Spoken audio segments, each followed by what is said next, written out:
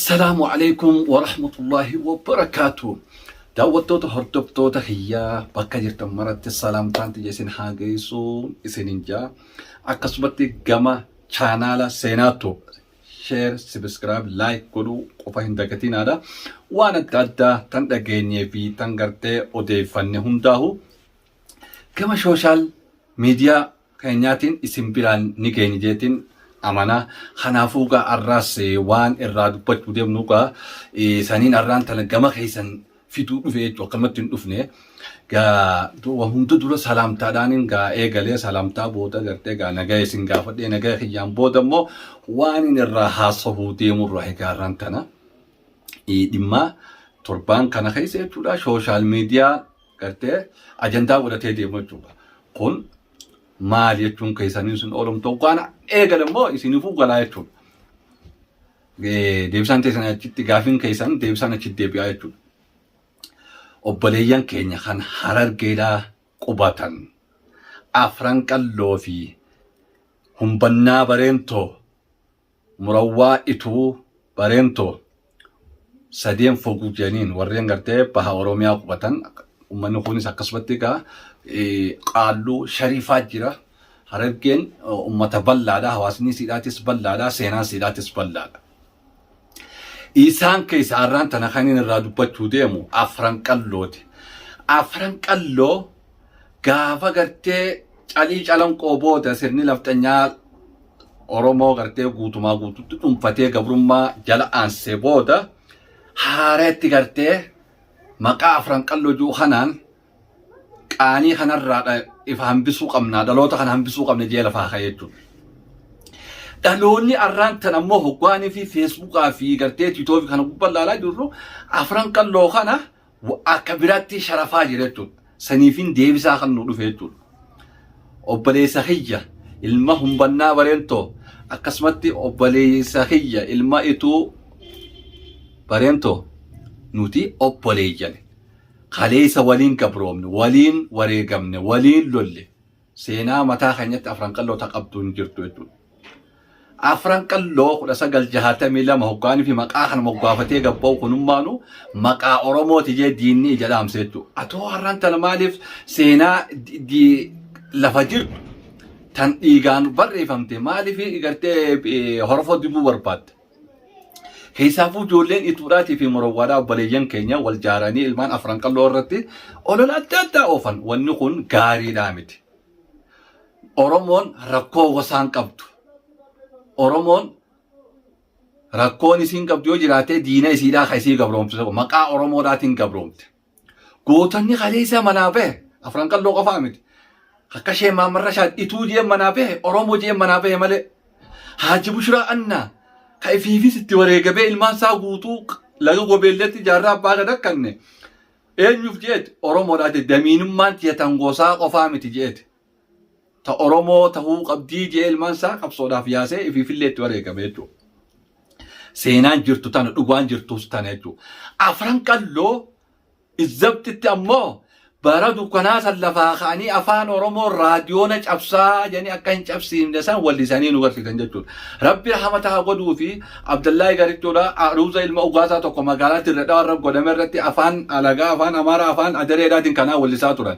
Mee wallee afaan keenyaatis takkan nu dhageesse aannan walleen afaan qottuu hin beektu yoo itti dhawanni cabsiiti. Deebisaa kana kan nullee didaniiti Hassan Umar Tarreedhaa Rabbi rahmata haa godhuu fi du'aa irraa itti lallabee ammaas gaafuma Abdullaahi Garichoo gaafate tana. Itti deebi'ee gaafannaan kamiyaa muuziqaa dha'u tokko walleen afaan qottuu hin beektu yoo itti dhawanni cabti.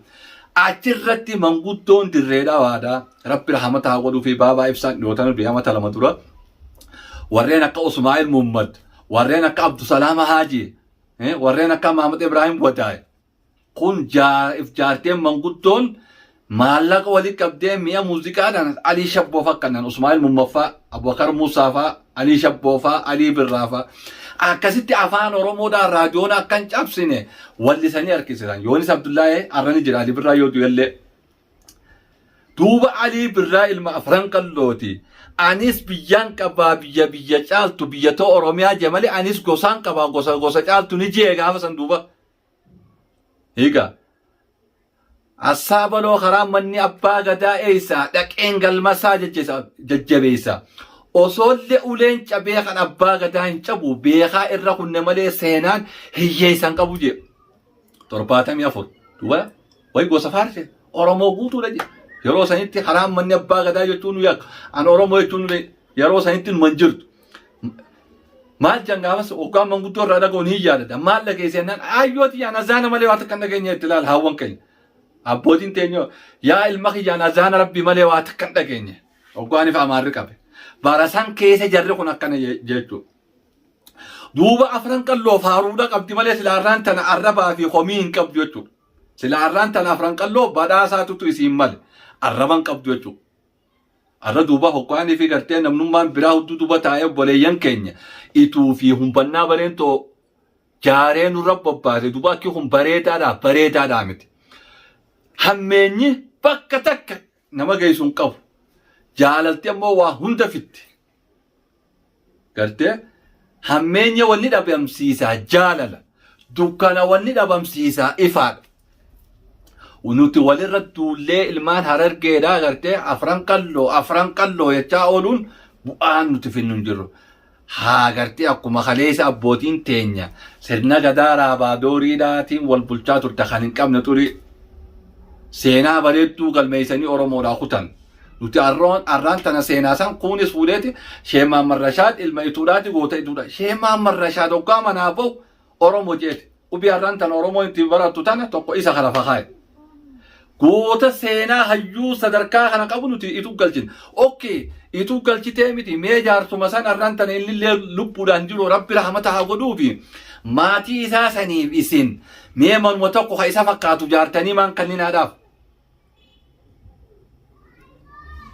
Injiru jechuudha. Afaan qofa jechuudha.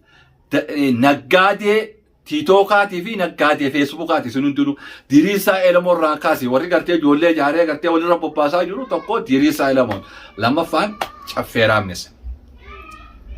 Ilmaan afran qallootis ta'e ilmaan anniyyaatis ta'e gootonni kaleessa qaban arra hambisaa tolee maatii guutuutu qabsoo wareegame arran tan haati jara sanii waan nyaattuu hin qabdu waan uffattuu hin qabdu kijibduu hunda.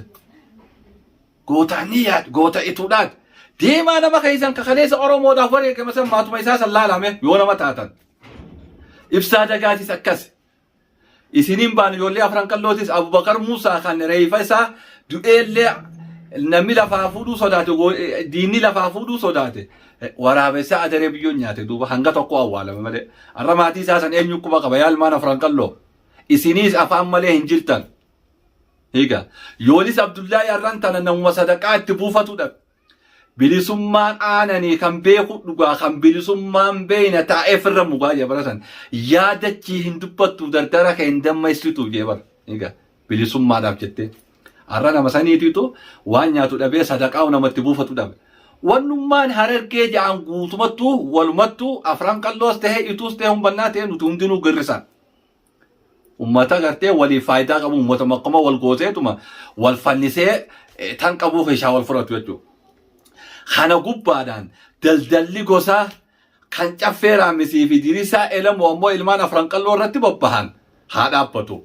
Arraas boruus nuti ilmaan afran qallooti rabbii irraan uume. Rabbiitis darajaa teenya ol nu kaase jechuudha. Wanni nuti hinaaftaniis hin jiru jechuudha. Afran qalloo yoo barbaadde Abdoo Habashii Abdoo Filipsii kanneen hundinuu kun wallaggaa kun jim abbitoo kabbadeedhaan ni jira ifna qannoodhaan ni jirti gaafachuu dandeessan. Kara kaaniin ammoo warri afran qalloo sana wajjarma afran qalloo wajjin hundeessa Sheemaan Boqqeedhaan hayyuu gameessa qabsaawaa qayroo ganamaa jaarraa abbaa gadaati wajjin kan qabsaa'aa ture Dubaay jira gaafadha. Sheemaan Masaalis itu warra afran qalloo hundeessa abbootuma teessanii afran qalloo matanaa warrin gaafa hundeessa. Sheekh Abdul Karim Cirriifaa warra Baaleeti. Saba wardii irraa keessa jira afran qalloo tana. Isuma sanuu waan sabaati jee diinni diiga. Afran qalloo warra nu maleedhaa jettanii arraan tan warri lafa dhiittan. If duuba deebiiti waan jettanillee laalladha. Ammoo nuti arraban qabnuutiiti. If hammeenyi ifi ooftan kun isin marratti hafaan jenna. Hawaasni keenya nuti walirraa fuunee wal keessa gargallee rahima taanee jirra. Hawaasni haa wajjin jiraatu dhiisa. Waan biraa daldala biraa asbaasa ajandaa biraa tapha biraa fida tapha gosaa kanaan amma kaatan jechuudha. Taphni gosaa Oromoon rakkoo gosaan qabdu. Anniyyaas rakkoo gosaan qabdu. Ituunis rakkoo gosaan qabdu. Afran qalloottis. Gosa faashina godhee caffee raamisiis haaratti as baase jechuudha. Diriisaa Ilamooti. Diriisaa Ilamoo faan artistii Oromootiin beekamanii waan akkanaa kana keessa deebi'ee gangalataa Hunseen jechuudha. Ijoollee jaaree ijoollee afran qalloo irratti bobbaasaa hin seene jechuudha. Mee ati maal fidde duubatii fi caffeen ijoollee anniyyaatiif ijoollee afran qalloo nurra bobbaaftanis wanni isin fiddan maattu jiraan.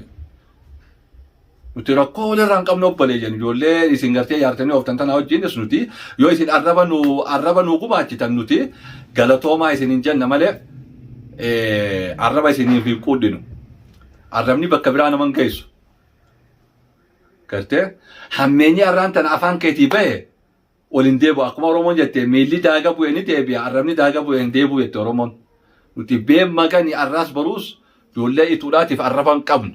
Been magani ijoollee anniyyaatiifis arraba hin qabnu.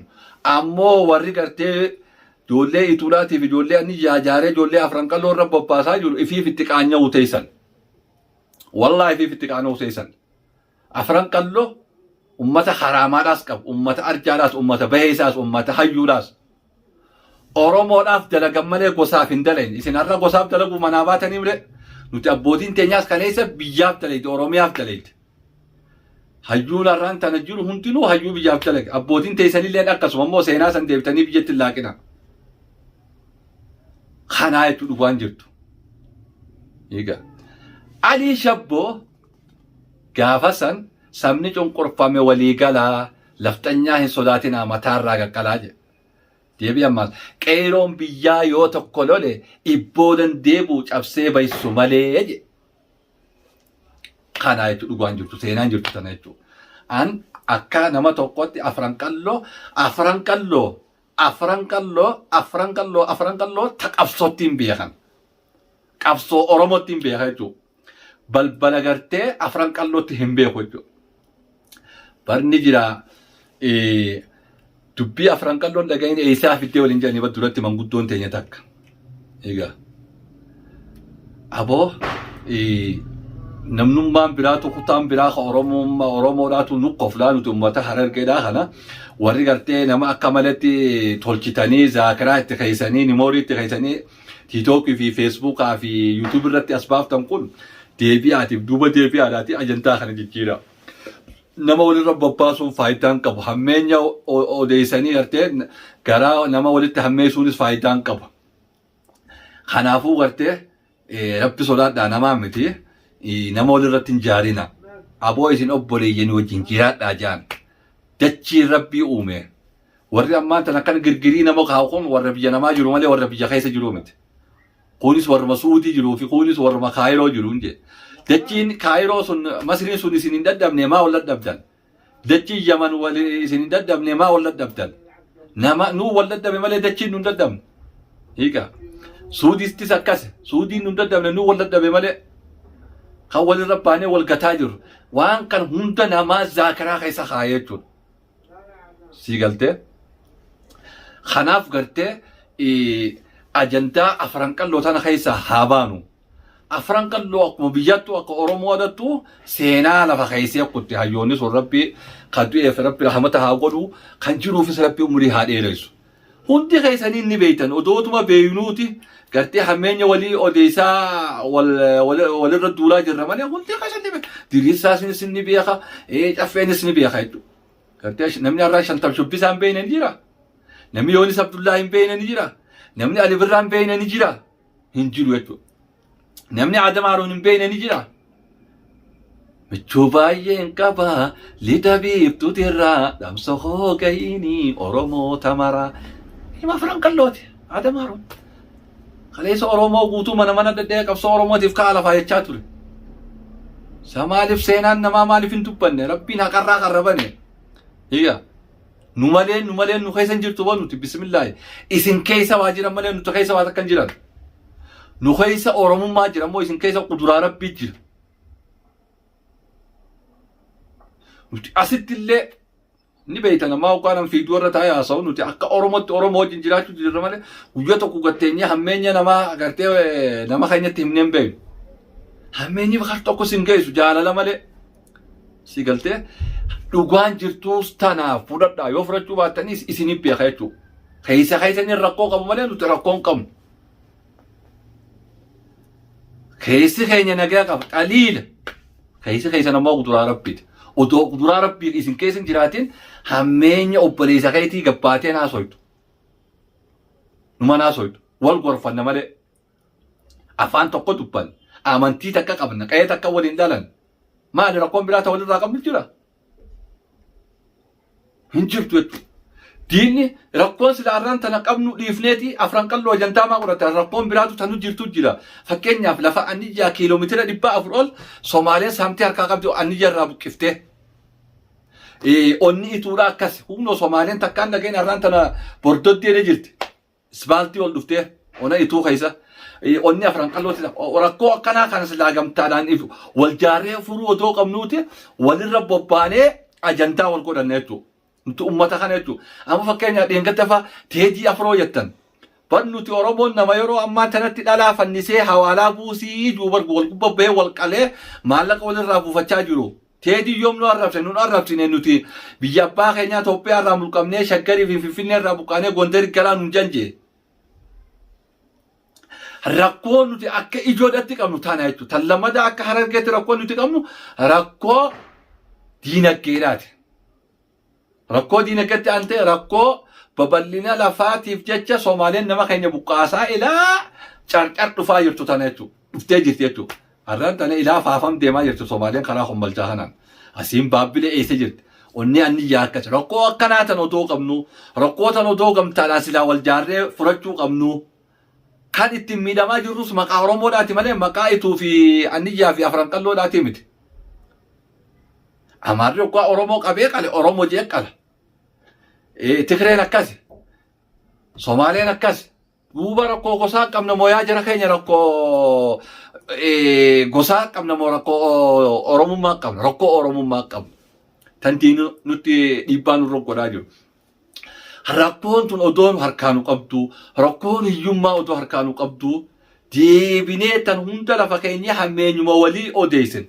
Aboo namni akka Harargeedatti ammaa tan yeroo hedduu waan takka silaa jechuun feenillee si jechiisisan hoggaanii fi Feesbuukaa fi sooshaal miidiyaa kana ilaalaa jirru. Ilmaan afran qalloo malee ajandaa biraan qabdanii baasaa ajandaa biraatis ni jirti bara ajandaan hedduudhaaba. Lammii walirra duulchisuun ajandaadhaa miti. Hiikaa. Lammii bariyattaan ilma keetiin kunis jarri kunis Oromoo nuti hundinuu tokko jettee silaa dhaloota barsiisuu qabda. Sheemaan marraate shaat Abdulleedha Rabbi rahmataa godhuu fi dhaloota afaan Oromoo barsiisee kute qubee Sheeb Bakarii Sabaloo dhaloota qubee afaan Oromoo barsiisee kute. Hiikaa. Alii Birraadhaa artii afaan Oromootii fi seenaa Oromoo dhaloota barsiisee kute. Nuti hoo har'aan tan hammeenya dhaloota barsiifnee deemna addunyaarra. Hiikaa. Arra warra akka Abdii Qophiyaa kana fa'aa jira qabsoota kana keessatti hirmaatee sirboota afran qalloo wallisan baay'inaan nama isaaf barreesse. Kan Kadir Said, kan Adam Aaron, kan Usmaayyoo Musaa, kan eenyuti jee kan Abrahaam Baadiyyaa kan Fandisheedha. Abbootiin teenya kaleessa waloodhaan qabsaa'an. Kan itti miidhamaa turanis Oromoo, kan itti isaan manaa bahanis bara dukkanaa san keessa maqaa Oromoodhaatiin uummata Oromootiif jecha, Oromiyaaf jecha. Lakki deemeetiin qaalluu bilisoomsaa, lakki deemeetiin ituu bilisoomsaa, lakki deemeetiin afran qalloo bilisoomsaa hin jenne. Akka jaarraa abbaa gadaa odoo yeroo sanitti biyya alaatis deemee akka fedhe baratee nama ol ta'uu danda'u uummata Oromoo kanaaf jee bosona gobeellee filate. Duuba ilmaan afran qalloo goota akkanaa kanaaf isinii gumaachanii duuba isin har'aan tan silaa galateeffachuu qabdan moo komachuu qabdan. Yaa uummata kolkolee cuma. Seenaa abbootii teenyaatiin hin taphatina. Seenaa Haaji Bushuraa Annaatiin hin taphatina. Seenaa Sheemaa Marrashaatiin hin taphatina. Seenaa afran qallootiin hin taphatinaadha. Adaba godhadhaa taa'a. Wanni YouTube namaa guddisaa fi gartee fooloo namaa guddisaatis wanni biraan jirti. Ajandaa biraa uumaadhaan isin hin jaa. Wassalaamu alaikum wa rahmatullaahi wa barakaatuh.